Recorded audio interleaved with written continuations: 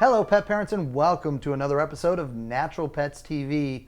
I'm joined by Heidi Nevela, Dr. Liz Bales, and Dr. Patrick Mahaney. Dr. Patrick, I want to ask you about the cat's mouth. So much goes on. It's so important to be aware of. How do you get your folks to be aware, and what should they be looking for? It's a really good and a very important point. The mouth is linked to so many internal problems too. A lot of cat owners don't realize it, but there's a lot of disease that starts in the mouth that can affect whole body health. So what I really primarily focus on is periodontal disease. It's actually one of the top diseases that veterinarians actually see in cats. But it's a hidden disease. A lot of times cats don't really show the clinical signs very readily until there's a significant problem, or maybe they're not eating as well. They might be hiding and not interacting with the owner or with other cats in the household.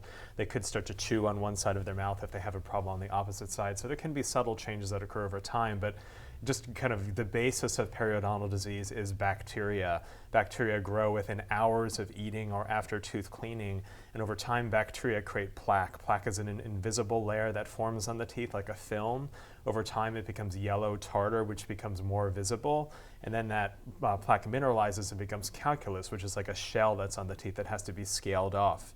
Sometimes people can crack it off with their nail too, but I don't suggest doing that. So it's really critical to think about starting earlier in life to try to prevent periodontal disease, because if you don't prevent it, it advances, and it sometimes advances to the point that owners don't want to then address it because they have fear of their cat going under anesthesia. But there's never a too old to go under anesthesia. There certainly can be a too unhealthy. So I always suggest focus on the preventative side, because if you don't do the prevention, the disease will occur and it's going to just affect whole body health. So in my practice, I really stress touching the cat's mouth, lifting up the gum line, looking at the teeth and gums to see if there's inflammation of the gums, smelling the cat's mouth to see if there's a visible malodor coming from the mouth. It's hard to get people to think about actually doing it. So Liz, how do you get your clients to actually start to address their cat's dental disease? So often in my practice, it is a visit to me.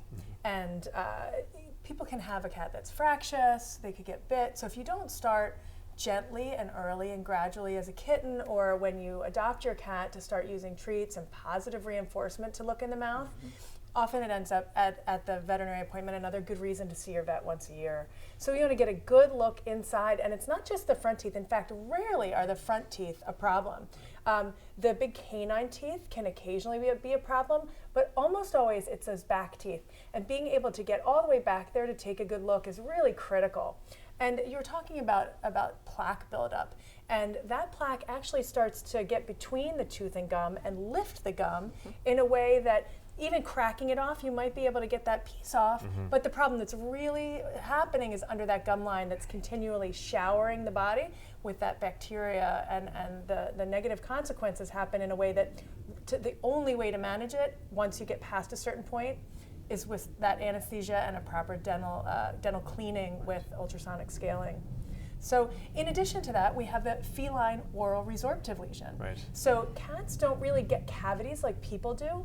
There's the enamel of the teeth will form a hole, and the tooth can actually crack right off. And that's also very painful. That hole exposes the nerve cavity inside the tooth, and just touching it is exquisitely painful. And when it breaks off, it's exquisitely painful. And cats are so tough, they may not show you that, but they could be in an awful lot of pain. And that's another thing that needs to be taken care of, usually under anesthesia with a dentistry. And unfortunately, a lot of people think that their cat's dry cat food, it's kibble, cleans the teeth, when really it doesn't have any tooth cleansing effect, unless it's a very specific dental diet, which I actually don't recommend cats eat all the time, because it often contains sodium hexametaphosphate, which is a demineralizing agent, but it's not something that should always be eaten. We just don't really know, like, overconsumption of it, there could be problems inside as a result. So I always suggest that my feline patients eat human grade whole food diet, just like we eat ourselves, that are made with real meat and real vegetables and fruits, things that are of course commercially available or created by a veterinary nutritionist.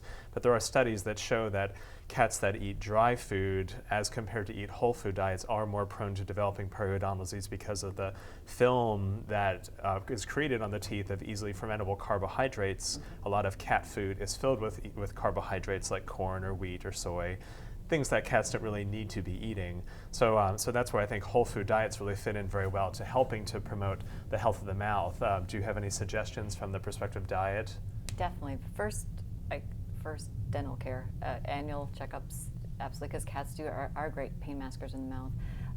There are a couple things that, just in terms of what you brought up, that I would make suggestions for as herbal, adjunctive herbals that you can add to the diet, not to replace dental care or dental appointments. So I talked with Sangre de Grado fairly often, but it has a lot of uses in this regard, because not only it depends on the cat, and it depends how long the plaque or the calculi has been building up, but you can apply it to the gum line, and over time it can start reducing and actually takes the place of scaling. I'm not guaranteeing it will take it all off, but it's been pretty considerable in terms of how it will start removing some of that buildup.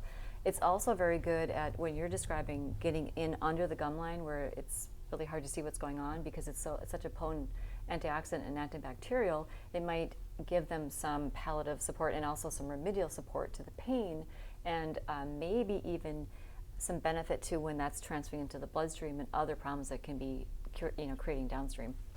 For the teeth reabsorption, that we have the discussion a lot. We get a phone call a lot because it happens so often.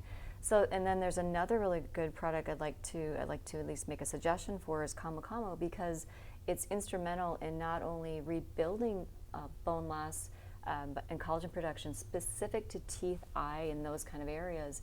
And it's got a nice nerve blocking natural plant chemical built into it. So just when those problems exist, those are nice things you can build into the diet that are highly nutritive. They're superfoods also. They're highly antioxidant. They have some disease preventive. They're anti-inflammatory. So really not any downside for cats. And they do all this in terms of wellness for the mouth. They are really easy things to add in because cats like the flavor of them. In addition to just dental disease, we also see autoimmune things that happen in the mouth. Yes.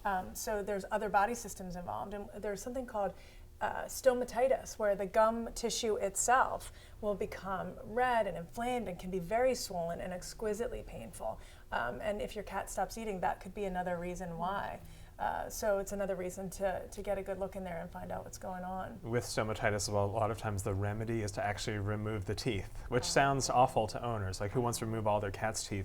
But when they do so, they're so much more comfortable. They can eat a soft food diet than the whole rest of their life. They're a lot less at risk to feline odontoclastic lesions because they don't have teeth anymore. It does sound extreme, yes, but not in every case actually, but in most cases it is what is necessary to resolve the problem. And the anesthetic dental, part of one of the really crucial parts of the dental is our x-rays. X-rays of all the teeth, full mouth x-rays, so we can actually see what's going on under the gum line, because that periodontal ligament that creates that good attachment to underlying bone becomes weakened over time.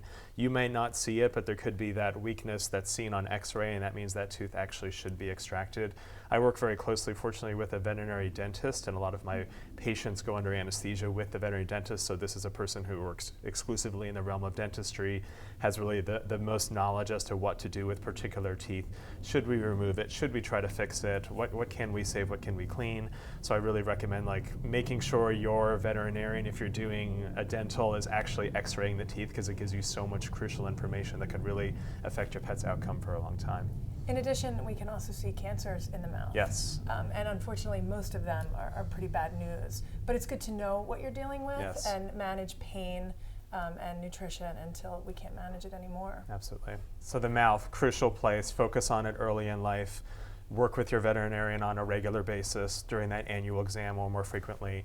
Take daily steps to do home dental care. Make it a habit, just like you would do yourself. Mm-hmm. I brush my teeth at least twice a day, sometimes more. I don't have a dog anymore, but when I did, I would brush his teeth every single night, and I kept his mouth incredibly healthy for many years.